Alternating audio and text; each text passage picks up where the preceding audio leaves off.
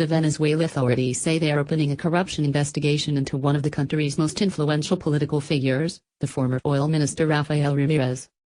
Mr. Ramirez ran the state oil company, PDVSA, for 12 years until 2014. Last week he was sacked from his post as ambassador to the UN, and left the U.S. for an undisclosed third country. He has been tipped as a potential presidential candidate in next year's elections. He denies any wrongdoing.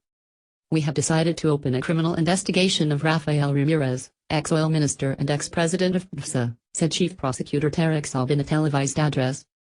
He said the Panama Papers, leaked last year, held compromising information about Mr. Ramirez and his cousin Diego Salazar, who was arrested this month.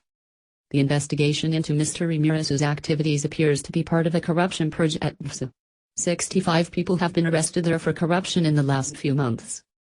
In recent weeks, Rafael Ramirez publicly criticized the current administration's handling of Venezuela's deep economic crisis, saying he had anticipated it but was ignored. In a newspaper, he wrote, "I am disappointed that no kind of constructive criticism is allowed. Is it ethical to remain silent?"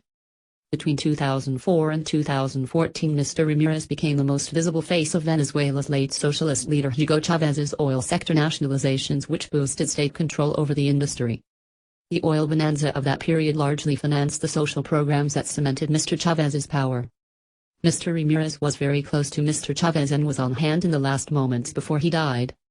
But he clashed with Mr. Chávez's appointed successor, Nicolás Maduro, and was named foreign minister and then sent to New York as a United Nations ambassador. There his profile was lowered, although he vehemently defended Venezuela in the UN from what the Maduro administration considered attacks led by the U.S.